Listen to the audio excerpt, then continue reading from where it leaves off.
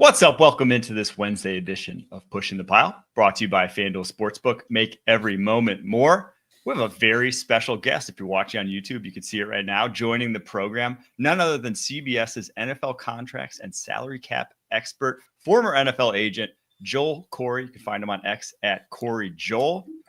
Joel, how you doing, man? This must be a busy time for you. We thank you so much for taking time out of your busy schedule. You know, you told us before the show you just finished up an article before getting on. How much is how many irons you got in the fire nowadays? Right before it's pretty busy right now because once football stops playing and we start getting to the business aspects of the sport again, then my phone starts ringing off the hook.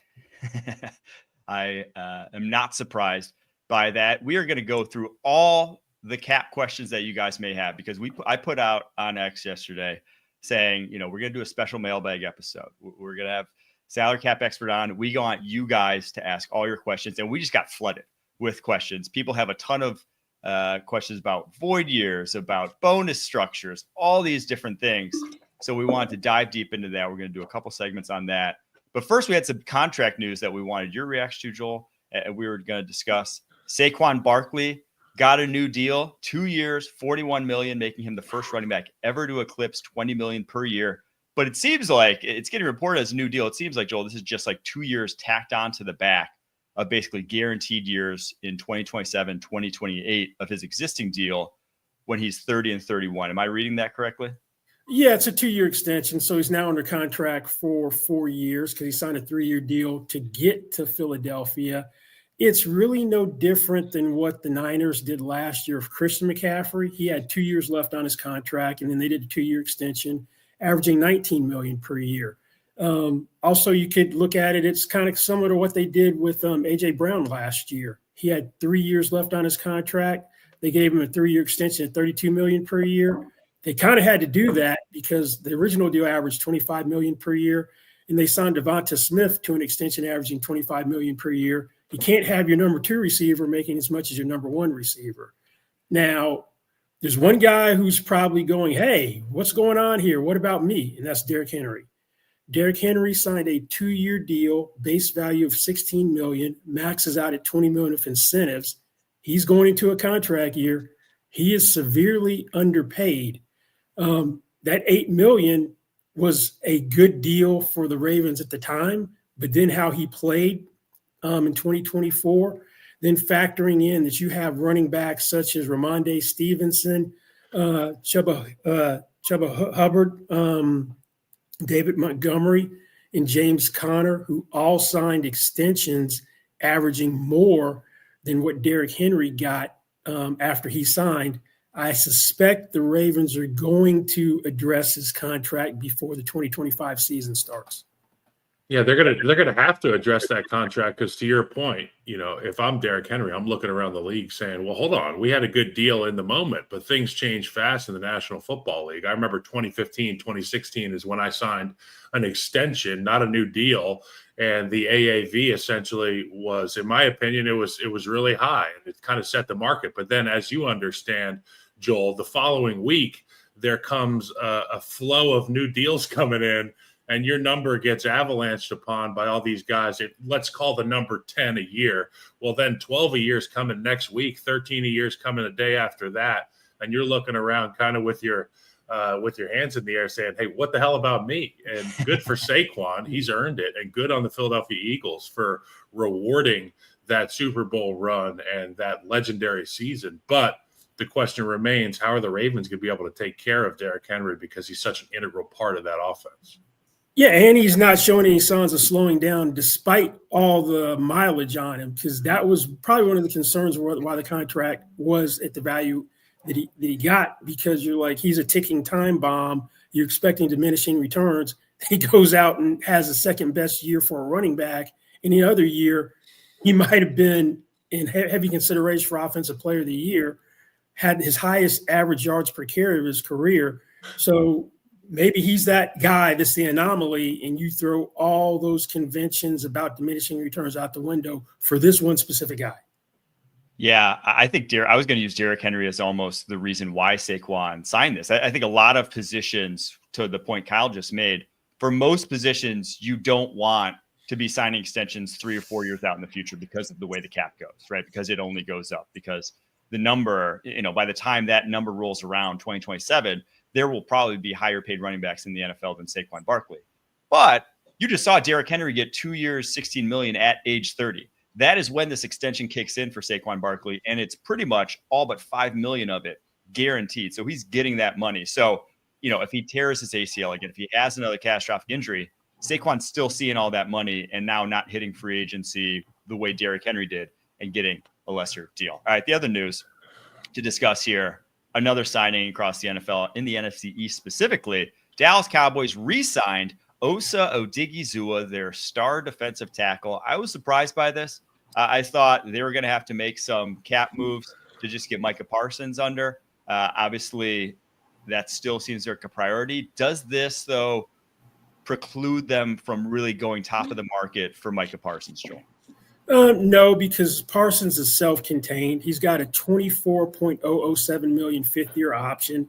So you could create maybe $12 million in cap space if you wanted to by giving him a record signing bonus for a non-quarterback, which would be over $50 million, and dropping his base salary down to league minimum. So he could actually create cap room himself if they got an extension done. The bigger issue is, will they get an extension done to where the cap room will matter? Because Dallas has an MO of dragging their feet and waiting till the last minute. Why do today what you can do tomorrow is the Dallas mode of thinking and contract philosophy. So they'll probably wait. If business goes as usual, then we'll see Jamar Chase drive up the non-quarterback market. Maybe Myles Garrett someplace will get a new deal. TJ Watson a contract year, and the deal they could have gotten today won't be the deal that they'll sign Micah Parsons for. Yeah, I love the move with Dallas going and signing this guy Osa to a long-term deal because, as you know, Mike, and I'll talk about the football side of it. I'll let you guys continue to dissect the dollars and cents of it. But when you've got a guy like that, a real winner on the interior part of the defensive line, it helps out the edge guys immensely. And for the Dallas Cowboys, they're just looking to stockpile good pieces and get this new regime started the right way. And I think being able to limit the passing game with some of these teams, particularly the NFC East, will give them a fighting chance. Obviously, they got to get Micah Parsons done because without Micah Parsons in conjunction with Osa, you're going to be looking at a less than front. But if you can get those two guys situated on your rush team for the next 4 or 5 years, I can tell you as an offensive lineman, you got to pick your poison because it's, everybody talks about Micah Parsons. He's the sexy option, the edge rusher, the guy that gets the quarterback and the football.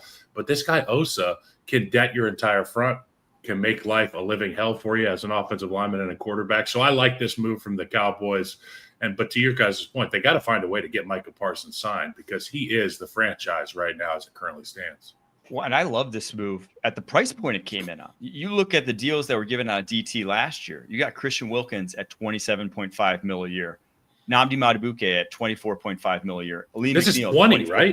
And this is only $20 million a year for Osa Odighizuwa over 4 years. He's a guy who's only 26 years old. Now you can quibble about he's probably behind all those guys if you're ranking DTs in the NFL. But he's still getting less than Christian Barmore got at $21 million a year. Still getting less than Jerron Payne's at $22.5 million a year. And I think he's at least as good, if not better, players than those guys at this moment in time. So big win for the Cowboys coming in at that number, because I think if that guy hit the open market, he would have got bid up over that price, in my opinion. I agree. And here's how I'm looking at it from the standpoint. You stuck a franchise tag on him for $25.133 million, I believe. So to break even with the deal he signed, if he played out on the tag next year, he would need to sign a deal for $54.877 million. That's like $18.25 million a year, or a little more than that. That's a good value for Dallas. I have to agree. But also at the same point, we're talking about a guy who just got, a secured $52 million. Maybe that's all he like. Maybe he doesn't care about going elsewhere. Maybe that guy loves Dallas. Maybe that guy wants to win a ring there. We'll see. Not gonna blame someone for re-signing with the team they're with when it's that much money. All right, Kyle, your time to shine. You got questions. Joel's got some answers for you. Ask away. All right, Joel. I always had issues with when we come to the off season, I shut my football brain off. I head to the mountains. I'm swimming in the lake, and I'm not thinking about ball at all. But as you know, that's when the agents are pounding pavement. That's when the conversations are having between the cap guy, the general manager, and the agents. And they're speaking on behalf of these players. One thing that always comes up is the salary cap. And I'm just curious, does a salary cap exist in every major sport, or are we the only one in the NFL that has to deal with this beast every single year? Obviously, it goes up every year, but I'm curious as to, you hear the NBA contracts, they're fully guaranteed. The baseball contracts, they're guaranteed. We always bitch that we don't get our contracts guaranteed. So why does it exist in football, the non-guaranteed contracts, and not in other sports? And how does the salary cap play into that, Joel? Well, first, you can blame the salary cap on the NBA. That was the first league to have a salary cap in the mid-'80s, and that was to ensure financial stability for a league which was on shaky ground at that time. That was right before Magic Johnson and Larry Bird really helped spur the growth of the NBA. Now, the reason they have fully guaranteed contracts isn't because it's mandated in the collective bargaining agreement. That's because individual players exploited their leverage and got them. Baseball doesn't have a salary cap. They've got a competitive balance tax, which is basically like a luxury tax, but they also don't have a salary floor, which you have with salary caps. So you have a huge disparity in spending where the Dodgers are basically, it's like they're printing money. Then you have other teams in baseball, a couple of those Florida teams, which don't spend any money at all, and they're not really competitive. Now, what you really need is for a quarterback to fully exploit his leverage and then have other quarterbacks follow up right behind him. In 2018, Kirk Cousins got the fully guaranteed contract after playing on 2 franchise tags. But the next 2 guys didn't. Atlanta held the line of Matt Ryan. He did a conventional deal. And then Aaron Rodgers was the next guy to get a contract. He did a conventional deal. You had Deshaun Watson miraculously get a fully guaranteed contract because he had 4 years left on the deal he signed with the Texans. But nobody was able to capitalize on that. Kyler Murray was never going to get one because he was the next guy to sign because of how cash poor the Cardinals are. But Russell Wilson, to me, I thought could have. They gave up an arm and a leg to get him. New ownership group. It's Walton money, Walmart money. Mm-hmm. So they could have done it. He didn't get it. Lamar Jackson was fighting the good fight. He didn't sign in his 5th-year option. He played on his 5th-year option because he wanted the fully guaranteed contract, and that was an owner who was very outspoken after Deshaun Watson got the fully guaranteed contract. Once Jalen Hurts signed a conventional deal, Lamar Jackson, after he was franchised, did do a conventional deal after that. Now, because of Deshaun Watson, you won't see a fully guaranteed contract anytime soon because he has not been the guy that was with the Texans, and that may go down as the worst contract trade in NFL history. So the only way I think you get one is you got to have somebody do like Cousins, play through 2 franchise tags, and be an above-average quarterback or better, and then on the open market, you could get one. I did an article earlier this week on CBS for you guys, which was what if Lamar Jackson had played out 2 franchise tags? I consulted a couple of team execs just to get their opinion on what might have happened in his hypothetical situation. The consensus was he's over $70 million per year if he's a free agent this year, and he gets a fully guaranteed contract. So that's how you would get one most likely.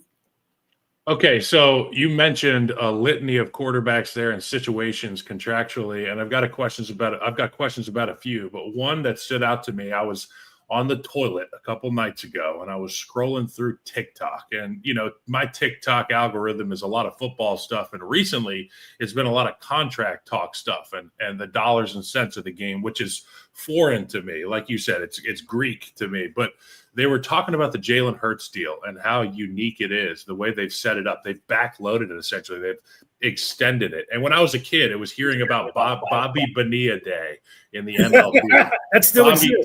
Bobby Bonilla would make $1 million every year on October 7th or whatever the hell it was. Now, I know this Jalen Hurts deal isn't the Bobby Bonilla deal, but can you break down why Howie Roseman and the Philadelphia Eagles figured out a way to get Jalen Hurts on the deal that he is currently on? Now, triple option bonus structure, that's a buzzword, a couple buzzwords in there, but maybe you can explain it to me and the other simpletons that are listening in. Okay, first, there are different structures for contracts. One is just a pure signing bonus, and then you just have salary guarantees if they're warranted. And then there's a signing bonus, option bonus structure. Some teams like the Ravens have been doing that for a long time. Back in 2013, Joe Flacco had 2 option bonuses, which was highly unusual. And how an option bonus works is you have a base salary, which is at a certain level, and then there's an option to pick up a future contract year. And there's a huge bonus associated with picking up that contract year, which is going to reduce the base salary down to a usually league minimum. The option bonus is prorated like signing bonus. You can prorate it for a maximum of 5 years, life of the contract for a maximum of 5 years. What Philadelphia is doing is taking it to a new extreme. With these multiple option bonuses, they're picking up voiding dummy years, which down the road you could convert in a negotiation into real years. That keeps the cap numbers low initially, but eventually they start spiking. They did run into a problem just doing a single option bonus contract a few years ago. Carson Wentz had a $30 million option bonus in his contract. They exercised it, and then they ended up cutting, right? They traded him, I think. Yeah, they traded him. But because of the option bonus proration and all that money accelerated forward in the camp, not money, but from a cap standpoint, they had at the time the largest dead money hit in NFL history at $33.8 million. That's the downside of doing the structure. The Jaguars did 4 option bonuses in Trevor Lawrence's contract. So they better be right that he's the guy. If he's not the guy, you're going to have a hard time getting out of that contract without any cap pain. So Joel, let me cut you off here because you bring up a point that's kind of crazy. Jackson, you said that the option bonuses make it essentially hard, like you're gambling on this guy. You think that this guy is going to give you an opportunity to have some room fiscally with the way that they perform and staying healthy and all that stuff. 4 option bonuses for Trevor Lawrence. That's like all in. That's like all in at the casino. Yes, because let's say he's not the guy they think he is. You got signing bonus proration, then you got first option bonus proration, and you keep going. You're layering proration upon proration upon proration, and then the future years would accelerate into the current year or use a post-1 designation, take the hit over 2 years. So they're almost stuck with them. At some point, it may get at a point where they could actually get out of the contract. But from his standpoint, it makes it more secure even when the guarantees are starting to run out. There is a situation where this could come into play for a player that a team never contemplated that they would be parting ways with him. And that's Myles Garrett. That contract has multiple option bonuses when they started restructuring it. They didn't just do simple cap restructures. They started putting option bonuses in, picking up voiding dummy years, presumably because they were going to do an extension and convert those dummy years into real years. He wants out. His cap number is basically 17.8. If they were to trade him before the 3rd day of the league year on March 14th, they'd have $36.2 million of dead money because everything would accelerate forward. So that would increase their cap hit by like $19 million. There's a $5 million option bonus due the 3rd day of the league year. So if they trade him after that, tack on $5 more million to the dead money. So you're not going to see Myles Garrett traded anytime soon. 1, they don't want to, and 2, from a cap standpoint, they just can't do it. So what I'm kind of hearing is the more option bonuses and the more bonuses just in general, the more you convert salary into bonus, basically the more security that is for the player. Basically makes it closer to a guaranteed contract. Yeah, they can maybe cut you at some point, but most teams aren't, just because when you rack up that much dead cap towards the end of deals, it's kind of like what the Saints have right now with like Cam Jordan, right? where he's well, just it's kind of what they have with Derek Carr. and yet You basically have to restructure him again because they kicked the can down the road of every contract known to man on that team. So I expect they're going to create basically $31 million in cap space by delaying the inevitable next year, just because it wasn't going to work to try to cut him this year the way their cap is set up. Some people like to say that the salary cap doesn't exist, but the Saints, with their aging roster and restructuring all these contracts, if the cap didn't exist, then they could just cut all these guys without impunity. But there are major cap consequences, so they're in a position where they probably just have to kick the can down the road again. And that's the team that Mike has always referenced. And the phrase kicking the can down the road, I've heard it ad nauseum, Joel. And I'm like, what the hell is going on in New Orleans? And it makes me think, there's 32 teams in the National Football League, and this is apparently all the best and brightest minds in football and business. How are there situations like there are in New Orleans, yet on the other side of things, there's situations in other buildings where they have it just so figured out? So which teams are in the best cap/decision maker situations where the people in the building have been doing it a really bright way for a long time, and which teams maybe have been hitting their head on the door, stubbing their toe on the bed frame for years and eternity now? Well, I'm going to put the Saints in the group where they should probably revisit what they're doing. When you do what they've done, you think you're in a window to win. They keep missing the playoffs, so they're obviously not there. So I would blow it up and just take the cap pain like the Raiders did when Reggie McKenzie first got there and cleaned up their cap. It took 2 years to do it. But you get a false sense of security that we can win, and this is how you get to where you are. I love what Philadelphia is doing. Howie Roseman's mentor was Joe Banner. Joe Banner is the smartest guy I ever dealt with when I was an agent. Joe Banner's the guy who really pioneered that you need to be proactive with your core players. He's the one who would do rookie contracts earlier than anyone else because you can get a guy cheaper the earlier you do him. And you also, if you structure it right, have more cap flexibility. Howie's taken it to an extreme with the option bonus structure that he's using, but you have to make sure that you're hitting on the right guys. If you start doing that for the wrong guys, then Howie's going to be in a situation like they are in New Orleans. But Howie seems to be one step ahead of a lot of people just because Zach Bond. How do you find that? He was sitting in New Orleans, and they didn't know what to do with him. And he's first team All-Pro at a position he never played. He goes out and does something unconventional, pays Saquon Barkley when people aren't paying running backs. And that's the reason they win the Super Bowl. Without Saquon Barkley, they're not winning a Super Bowl. So that's the guy I put number one. I like what San Francisco does for the most part. One thing I don't like is they seem to try to win the deal in some situations where you know the deal is going to end up a certain place. So why are you forcing a guy to hold out to get there? And I'm thinking of Nick Bosa in particular, that coming off an NFL Defensive Player of the Year season, you knew Nick Bosa was going to be the highest paid non-quarterback. You should have done that so he gets in camp on time, because he didn't have the year that he had the previous year because he didn't show up until the start of the regular season. So I pretty much like what they do. I used to like what New England did, not from an agent standpoint, but from a team standpoint, because their philosophy was it's better to get rid of a player a year too early as opposed to a year too late. And somehow they got Tom Brady to take hometown discounts. That was after he at one time was highest paid player in the league in 2010. But once you get your top player to take a hometown discount, you can use that negotiation against everyone else. Hey, Tom didn't get less, didn't take every last dollar. He's trying to help us win more Super Bowls. And you can try to guilt other players and agents into doing the same thing.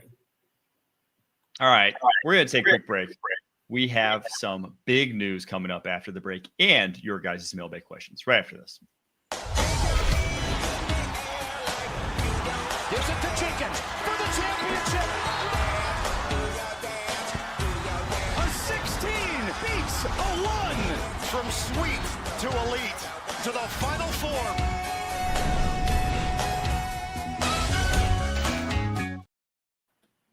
All right, so yesterday, the Chicago Bears traded a 2025 sixth-round pick for Jonah Jackson. Not the biggest deal. We didn't even talk about it off the top of the show because, well, you know, he got benched last year, but was obviously at his best under Ben Johnson when he was with Detroit.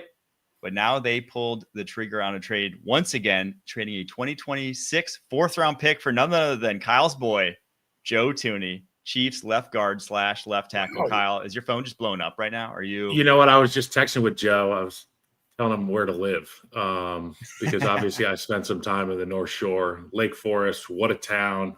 Chicago, what a city. And Joel, I'm sure you're familiar with how great Chicago is for their players and the opportunities that the players get there. You can't replicate the back-to-back Super Bowl championships that he just experienced in Kansas City. But for a team that has a young quarterback and they're looking for answers on the offensive line, I think this is a no-brainer. Obviously, there was a lot of lines in the water for offensive linemen in Chicago. You talked about Jonah Jackson. Trey Smith was obviously coveted enough by the Kansas City Chiefs that they wanted to tag him with the intention to give him a long-term deal.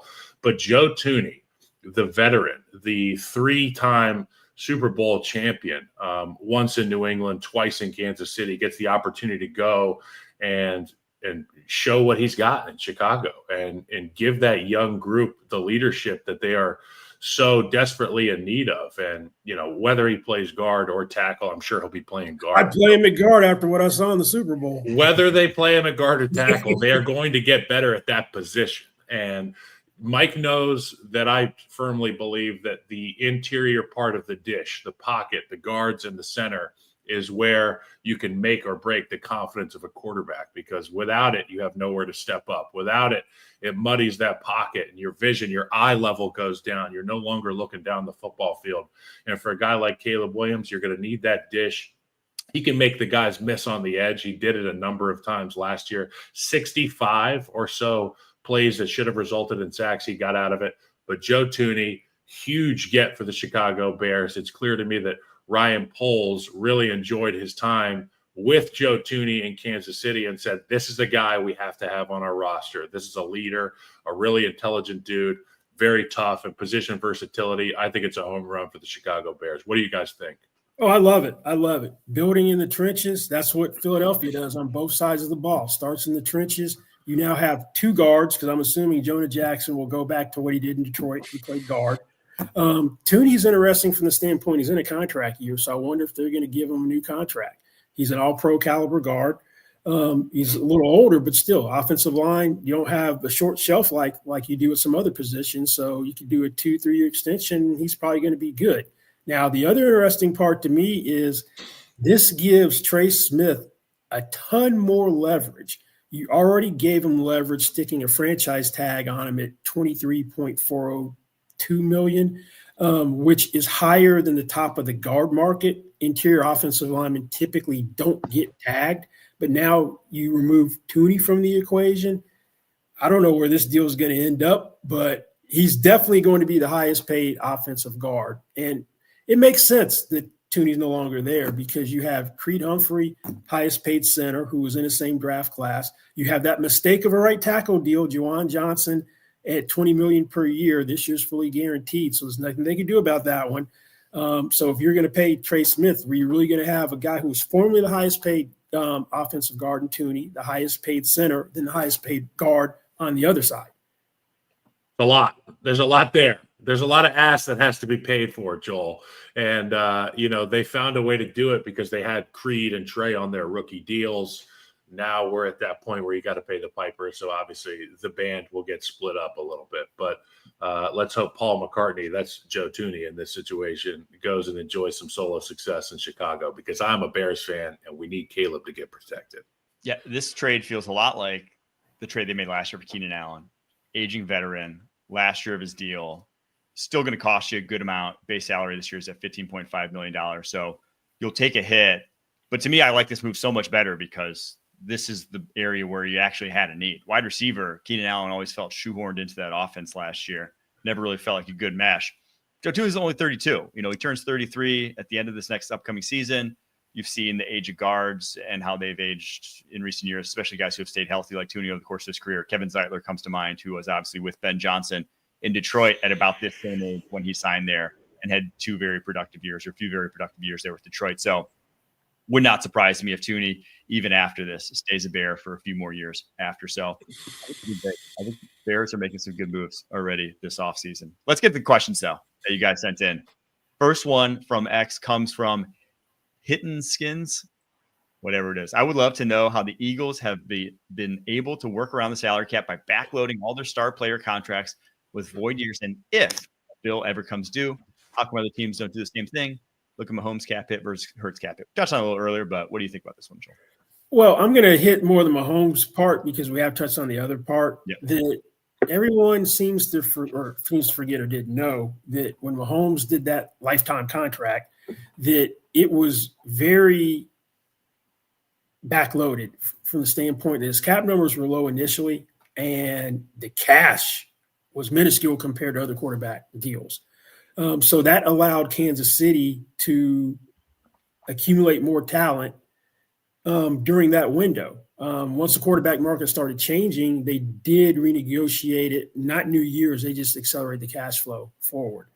What they do each year is there's a huge roster bonus. It's now a May roster bonus as opposed to like a third or fifth day league roster bonus where most of his money is there.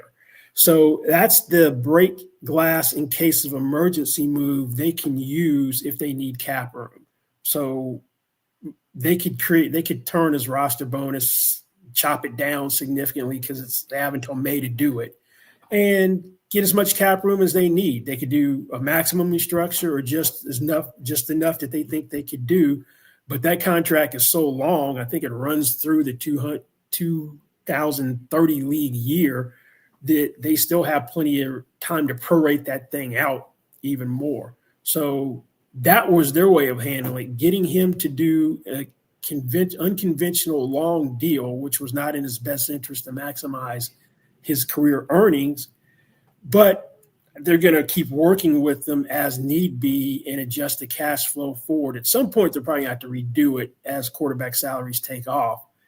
But as I said earlier, as long as Howie keeps hitting on the right guys, then this whole void concept with and the multiple options will work. The thing is, when you have a voiding years in your contracts, there's going to be a bill that comes due. And I'll use what Tampa did with Tom Brady. That was a team which went cash and cap were the same. So they didn't give signing bonuses. If they didn't restructure contracts, there's no dead money. When you get a 42-year-old quarterback coming in, you're in win now mode. So they started restructuring contracts in a way they didn't. And then with Brady's, they started sticking void dummy years in his contract that once he retired, they had $35 million in dead money because when you void those years, there's proration in most cases, and that becomes a cap charge in that year of the void. They took the hit in 2023. Baker Mayfield exceeded all expectations, and they didn't miss a beat. They made the playoffs again. But that's the problem with the void years, that if you don't convert those into real years in an extension like Dallas did with Dak Prescott, then you're going to have a huge amount of dead money. Because if Dallas hadn't done the deal with Dak Prescott and those years voided and he hit the open market because he had a clause in his contract where they couldn't stick a franchise tag on him, they're going to have over $40 million in dead money in 2025. So that's the drawback of doing contracts with void years in them, just because there's going to be dead money associated with those years if they actually void. All right, next one comes from Leo Byrne. He said, could you please explain insurance on contracts, specifically in relation to Deshaun Watson? How much cap relief do the Browns get if he doesn't play next year? Thank you. Love the pod. Keep up the great work. It's not going to be as much as you think because teams for the bigger contracts, and the Eagles tend to do it for more players than other teams, is only going to be a portion of the contract, and it decreases as the contract goes on. The only thing left, there's $113 million insured initially for Deshaun Watson's contract when he signed. It's down to just 44 and some change this year. That's all that's left. Typically, there's some sort of minimum games you have to miss before it starts paying out. I'll give an example of a payout, which is probably not as much as you would think. Alex Smith, when he had that gruesome injury, he missed 22 straight games. There was $12 million of a signing bonus insured. The insurance cap relief was $4 million. So I expect, just guesstimating, that the cap relief won't be any more than the proration for the first signing bonus that Watson had in the deal. So probably no more than $9 million. Okay. So it doesn't work as it's not like if we get every dollar for every game he misses, it doesn't work that way. Doesn't work like that. All right. Next one here comes from Jarius Norwood. I also think that talking about salaries in terms of percentage of the cap is way more instructive and useful. Could you please put together a few comparisons of top earners between different eras so we can get a real idea of how teams are prioritizing salary cap usage? I'm not going to look at it that way. I'm going to look at what agents will do is they'll adjust contracts for salary cap inflation. So maybe it's the same thing, but you're not looking at the percentage of the cap. You're looking at what would this contract be if we moved it into today's market. So, and you can get a sense of how things have changed or how positions have become stagnant or they haven't been prioritized as much. I'm going to use Adrian Peterson as an example. Adrian Peterson in 2011 signed an extension averaging $14.2 million per year. The salary cap in 2011 was $120.375 million. If you adjust that and put it into today's $279.2 million cap environment, you're basically at $33 million per year. Saquon just became the first $20 million per year running back. So that kind of tells you how running back salaries have not kept pace with cap inflation. Now, quarterback is the other end of the spectrum. In 2000, exactly, they've skyrocketed. In 2012, Drew Brees became the first $20 million per year player in the NFL. The salary cap in 2012 was $120.6 million. If you adjust that into today's cap environment, you're basically at $46 million. $46 million per year basically gets you at the bottom of the top 10 for quarterbacks now, because you have 9 guys who have contracts of $50 million per year or more. So that's just to give an example of how teams are starting to value positions. Running back devalued. Quarterback has been made more important from a financial standpoint. Yeah, I will also say that teams have kind of figured out that the cap just shoots through the roof, that the cap is just exploding right now. And so if you just go look through position by position and pretty much outside of running back, the highest contracts versus, contracts that are the highest percentage of cap historically, pretty much every position outside of running back, the top 5 or so are all within the last 4 years, because people have realized that the cap, you saw it from last year, going up $24 million year on year, that people have realized that we can sign these big money deals, push this money out in the future, because, outside of the COVID year, it's going up 10 to 15% seemingly every single year. Whereas back in the late 90s, mid 2000s. Oh, it didn't go up much because I was an agent back then, and you would do restructures of every deal of any consequence back then just because the cap didn't grow. What they did in 1998, when you had the new TV money, it was like the NBA a few years ago, how Kevin Durant got to Golden State. There was a huge spike. The cap went from, I think, 41 million to 52 million. That's like a 25% increase. And then it barely went up. They've been smoothing it in on a more even basis since then. One position that has been pretty stagnant is off-ball linebacker. In 2019, Bobby Wagner signed for $18 million per year. It's 2025, and Roquan Smith is at $20 million. He's the only $20 million per year off-ball linebacker. That was done in 2023, and I don't see anyone getting past that this year. Yeah. So, it's like we were talking about Trey Smith earlier, and obviously I paid a lot of attention in 2015, 2016. I was drafted in 2013, Joel. And as you know, the Bears are one of those teams where they don't give you an extension during your rookie deal. You have to earn your second deal through.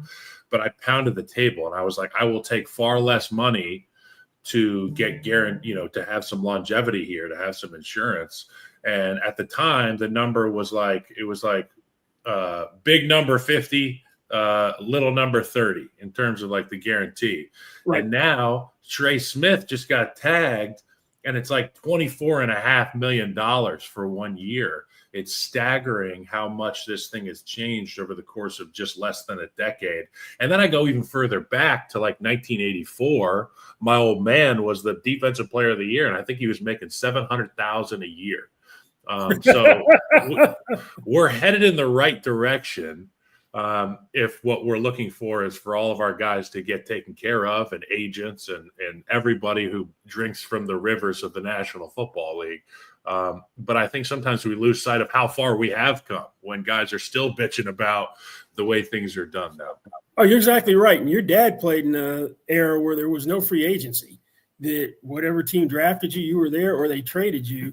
They had this weird free agency plan at one time in the late 1980s, early 90s called Plan B free agency, where you could protect like 35 to 40 players so they couldn't hit the open market. So it was the guys you didn't want to hit the open market. They'd go out and in some cases set the market because they were free. They had like a window to do a deal, kind of like restricted free agents whose rights revert back if you don't sign during the window. And then those deals would drive up the market for the stars, superstar players. It was a weird system that the guys you didn't want could be free, and the guys that the non-coveted guys were setting the market for the coveted. Yeah, it's kind of crazy.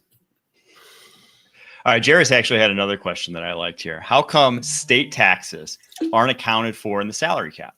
Seems like a pretty huge loophole. A big-time free agent can take on millions per year in take-home pay in Las Vegas versus California, and no one ever brings this up. Well, that's never been the case. That's never been the case when you're doing the rookie wage scale, because let's take 2023, for example. You had C.J. Stroud, the number 2 pick, go to the Houston Texans. Texas has no state income tax. And you had Bryce Young go to the Carolina Panthers. North Carolina has a pretty significant state income tax.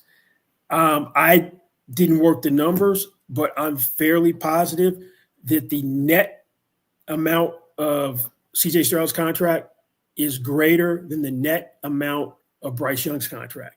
I used to help represent John Randall, who's in the Pro Football Hall of Fame. The best. Yes. So you know exactly who I'm talking about. Aaron Donald before Aaron Donald. Now, when John was made a transition player in 1998, he almost went to the Miami Dolphins. Miami, Florida, no state income tax. We have the accountant run numbers for what the Vikings would have to do from a gross standpoint to equal what the offer was with the Dolphins. He ultimately re-signed with Minnesota, but the gross amount, the actual what was on paper, was greater than what he was going to sign in Miami. So we were looking at it from that standpoint back then. All right, next one here, and I will just say this. It's like a handicap. Lobby your state to get lower taxes. If you're a fan of a team, it's a handicap. I do know for a fact from a previous experience that Jerry Jones will bring that up in a negotiation. We don't have any state income tax in Texas, so you need to take less. And it was like, do you want to get this guy signed? If you do, then that's a non-starter. We're not factoring that in the equation. I love it. All right. This one comes from Jared. He says, how does a tag and trade work from a cap dead money perspective? He brings up Sam Darnold, but obviously he didn't get tagged. So so T. Higgins with the Bengals, if they were to trade him and that was a $26.2 million hit, what does that do for their cap for the Cincinnati Bengals? Okay, well, the way it works, as soon as you put the tag on someone, he counts against your cap whether he signs his tender or not. So Trey Higgins is counting the 26.2 on Cincinnati's cap. If they do a tag and trade, then typically for trade, you have to have enough cap room to assume the player's contract. But if it's a tag and trade, if it's done at the same time, then you don't have to have the $26.2 million first and then do the deal. Whatever you do for the deal and whatever your cap number is on the deal is what you need to acquire the player. The $26.2 million, once Higgins is traded, comes off Cincinnati's books, so they have no dead money. And so, okay, perfect. Next one here comes from Monty. Given how contracts have been trending upwards in price, how much do you think a top-of-the-line quarterback will be making in 5 years with the new contract? Wow. Well, there could be a sneaky deal this year which moves the market in some significant way. And I'm not talking about Brock Purdy. I'm talking about Josh Allen. Brandon Beam publicly said he's open to doing an extension with Josh Allen. Josh Allen signed a 6-year extension in 2021 for $43 million per year. So he's underpaid. He's got 4 years left on the extension. So you Underpaid.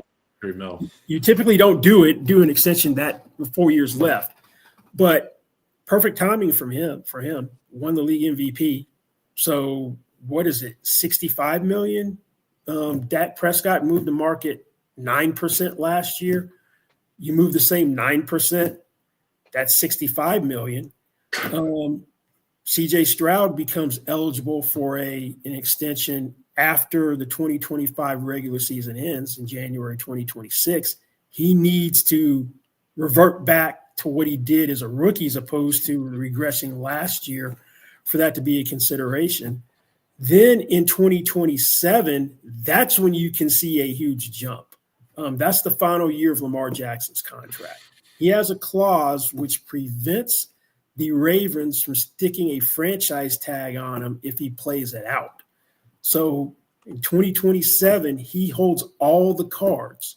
So if he just keeps doing what he's doing or regresses just a slight bit from what he did this year, $75 million maybe at that point.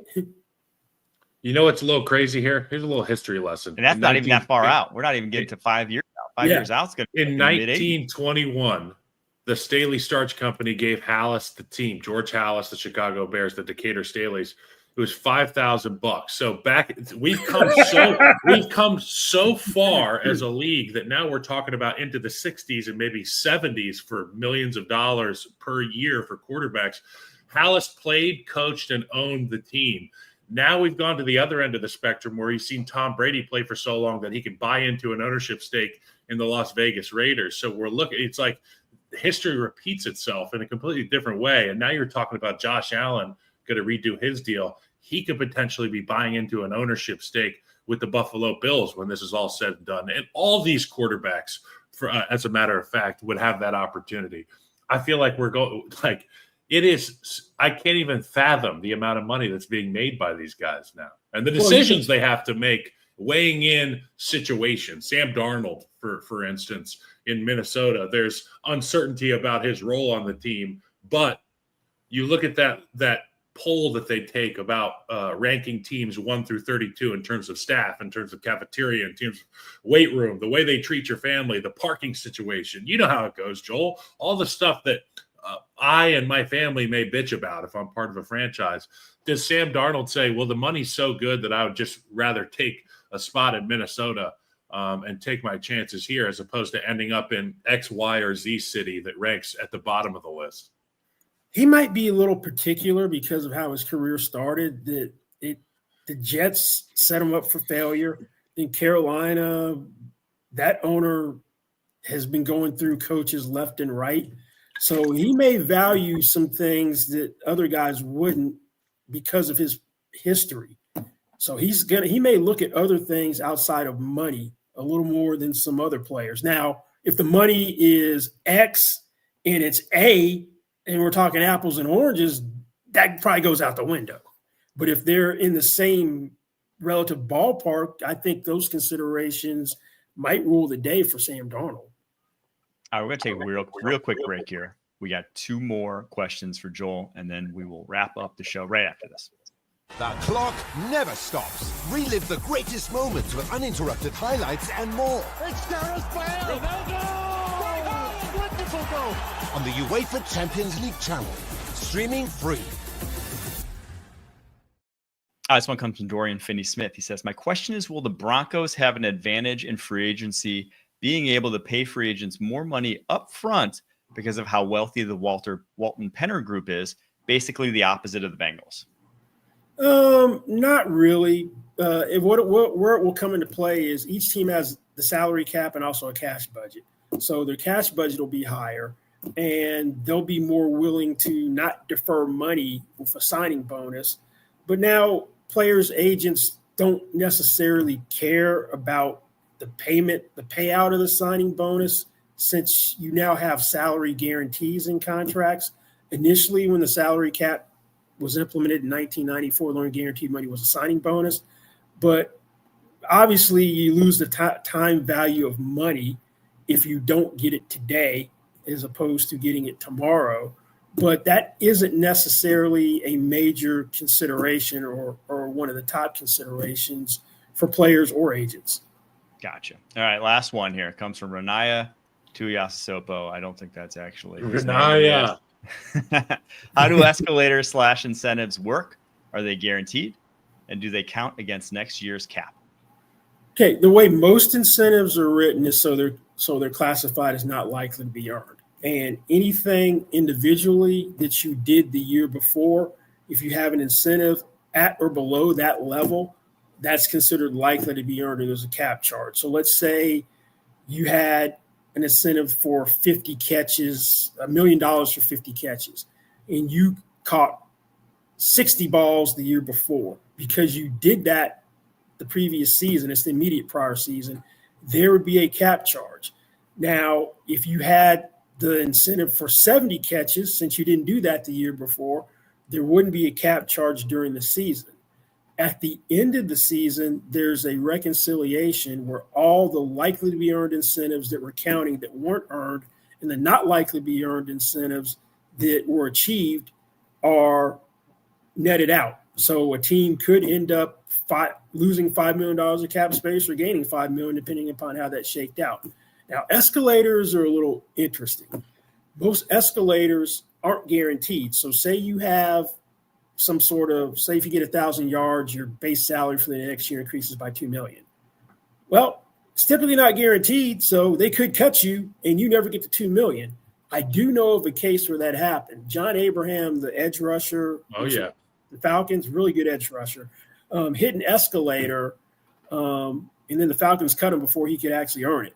The only escalator I've seen that was guaranteed is Ryan Fitzpatrick had an escalator with the Dolphins where anything that he earned in incentives was added to the base salary, and it was the following year's base salary, and it was guaranteed.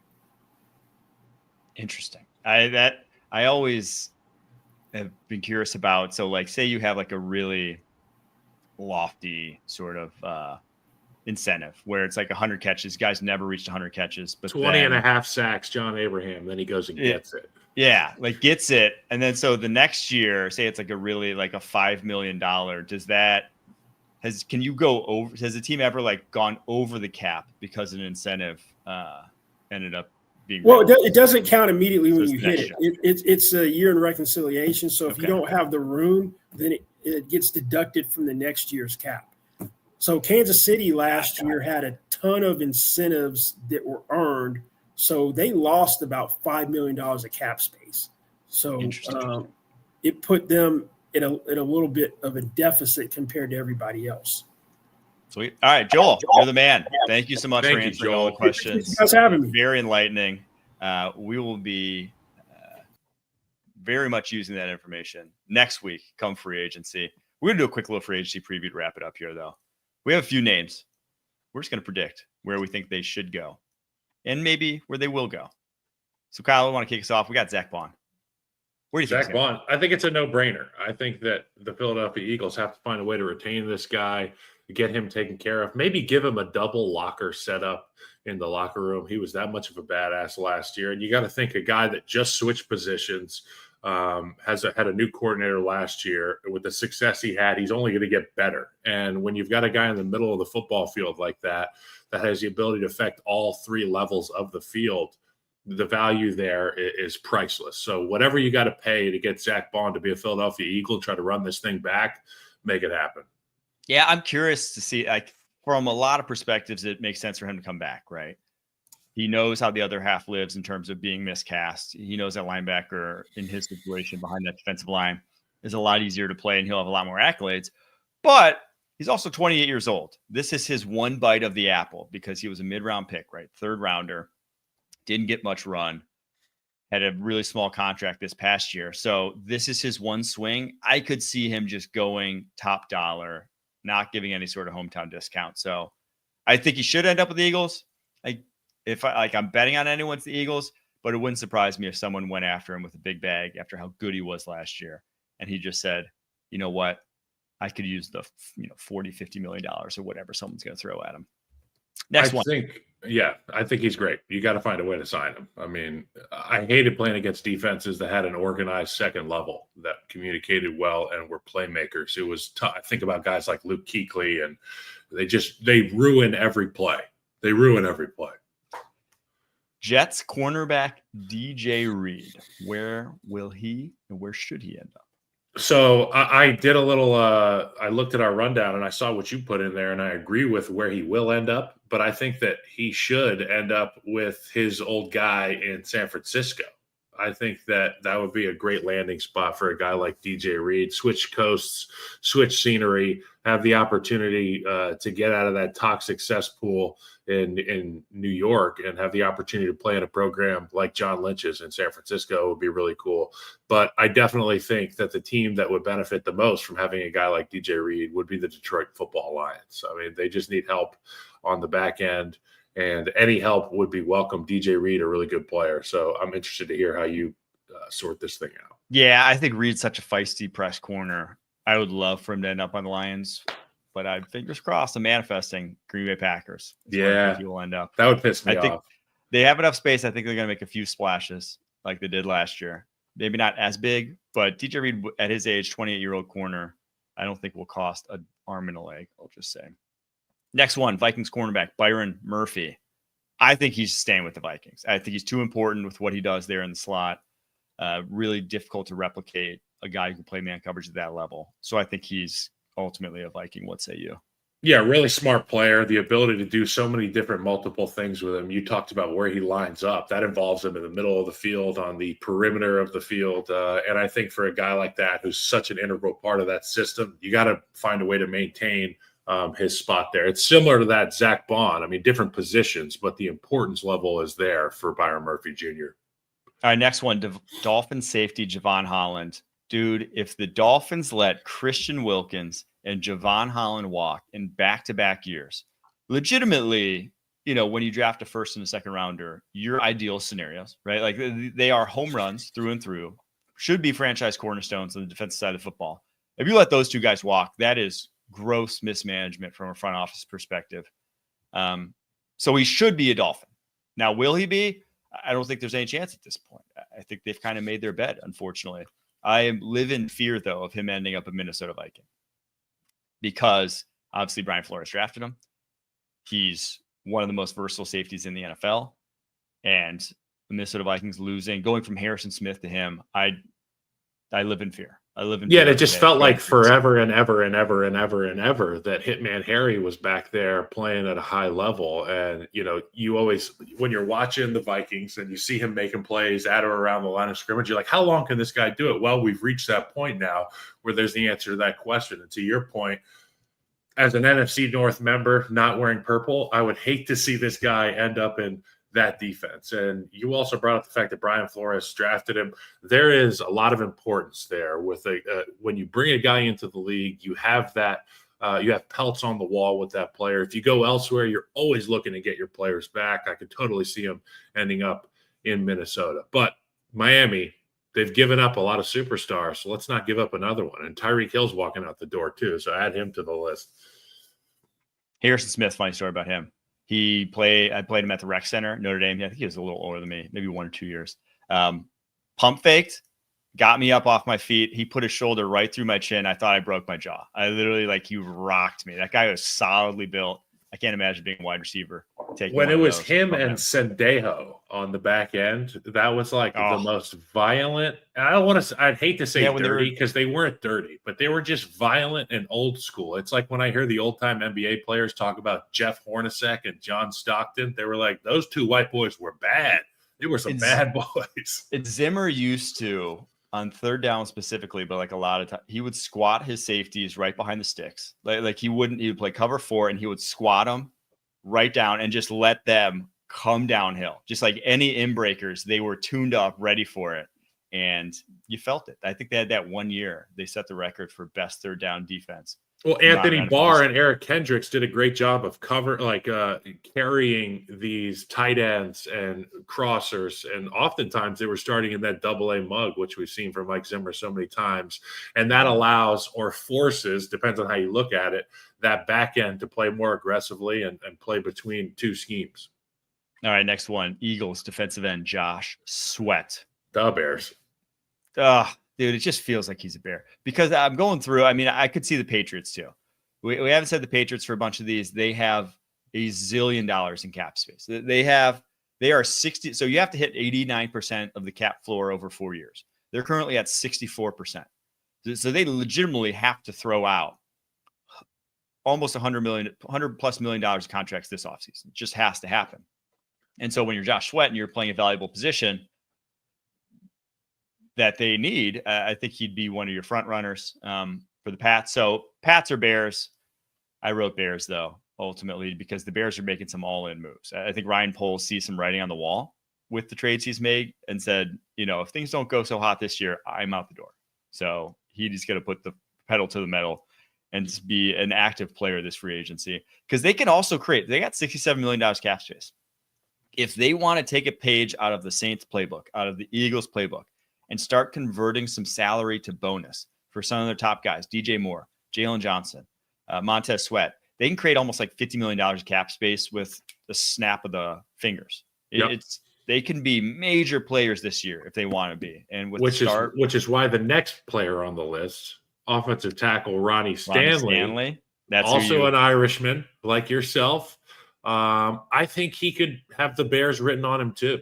Now they went and they got 2 guards in Jonah Jackson and Joe Thuney. Now they've got Darnell Wright at the right tackle spot. I love him. I think Drew Dahlman would be a great answer at the center position. If you dump the money into Drew Dahlman, will you then have the money to be able to pay the left tackle named Ronnie Stanley? Because you look at the draft and there's 2 guys that I think could be available there at the 10 spot. I think it's Banks, right? And Campbell. Those are the 2 tackles, right? Yes. Well, Campbell's guard now. Question marks about the arm length, and rightfully so. Yeah, he's a guard. Now, yesterday I would have said Will Campbell is going to be a Chicago Bear and he will play guard. Now I think that maybe Ronnie Stanley and Drew Dahlman are Bears and they potentially go with a running back in that first-round pick. Ashton Genty's going to be available, and we know how Ben Johnson feels about these dynamic playmakers at the running back position. All I know is that if Ronnie Stanley signs with the Ravens prior to free agency, he is costing himself boatloads of cash. Now, obviously, the guy is probably not hurting for money. He signed a big deal before. He's 31 years old. He's been with the Ravens his entire career. Notre Dame guy, smart, not saying takes care of his finances. Exactly. I'm not saying what he should do. I'm saying if that guy was on the open market bidding between the Patriots and the Bears, 2 teams desperate for a left tackle, maybe the Bears not so much, but the Patriots for sure want a left tackle, gobs of cap space. He could go somewhere in the neighborhood of 2 years, $50 million when it's all said and done, just because that's that's the desperation. That's the Bears had young guy. The Bears had Braxton Jones out there, and he got a really bad leg injury last year. And when they put out the guys that are depth pieces, drafted guys by the Bears, they looked lost. They looked inept. No offense to these guys. Now they're going to have a new offensive line coach. They're going to have a brand new offense, all that stuff. So I anticipate that to be the tide that rises all ships. But you bring a guy like Ronnie Stanley in, and you know that like a ball of clay, he can just hop in there and do whatever he's got to do within the scheme. I don't trust that they have somebody, whether it be from a health standpoint or from a general skill standpoint, to get the job done at the level that they need to have success with that offense. All right, next one, Eagles defensive tackle Milton Williams. Where will and where should? This one, to me, it's the same answer, both Arizona Cardinals. They have, I believe, the second most cap space or third most cap space right now of anyone in the NFL. And their DTs currently, Justin Jones, Bilal Nichols, Dante Stills. That's your group. That's where you're sending through that door. They don't have a lot of money spent on this roster. They could go out and buy a couple nice pieces to add. That's where my eye is going. They just don't have that dude on that at that position. And you've been saying this. You've been pounding the table for the Cardinals to get Milton Williams. And I can totally see this happening. You mentioned my guy, Bilal Nichols. I play with him in Chicago. Good rusher. He can rush from the wide three, but I mean, you need some more ass in there for first and second down. Milton Williams is that guy, and he can win on third. So I think it's an immediate upgrade to that room. And then who was the DC when they drafted him in Philly? Jonathan Gannon. So all signs point to that. We'll see if it ends up coming to fruition. Last one, Vikings quarterback Sam Darnold. I have no handle on this one. I've been saying the Giants for a while, but they may be in the Aaron Rodgers sweepstakes. I don't know, man. I the more I think about it, the more I don't know if anyone really gives him a big money deal. I think he might end up in like a 3-year 75. And I would say poor guy, but that's not the truth now, is it? Yeah, right. No. I think he's going to end up being on. If I am Sam Darnold, I am doing everything I can to end up on the Minnesota Vikings. I just think that the situation is so perfect there. And for those of us who didn't play in the league and don't have the idea of what it's like day in, day out to be a part of a building, a subculture, Minnesota has an elite one of those. And they've got a great young coach. They have success on the horizon. They have superstars on both sides of the football. I think that it would be the best spot for him. And if it's a difference between, let's just say, these are fake numbers. Let's say you get $10 million to stay in Minnesota versus $15 million to go to the New York Giants. I'm taking the $10 million. And I'm going to stay in Minnesota. And I'm going to compete with J.J. McCarthy. And if he does beat me out, good for us, good for him. And the check still clears. But I'll have an opportunity to then, once again, if J.J. McCarthy, something happens, you get in there and play. And I can promise you that he's going to be better than bad. He's not going to be terrible. We saw throughout the course of the season, Sam Darnold do awesome things within the framework of this offense. I don't expect it to look any different. Yes, you would like him not to turn into a pumpkin at the very end of the season, but go take a look at the Super Bowl. Go take a look at any one of these games where the underdog won, and it was an ass whooping in those games. So it can happen to anybody. Nobody's immune to having bad days. Let's just hope that within Kevin O'Connell's offense, with that tutelage, he can have less of them. All I know is I can't freaking wait for free agency. We are going to have a number of shows for you guys next week, not just our normal schedule. So be on the lookout. Until then, thanks for tuning in and keep pushing.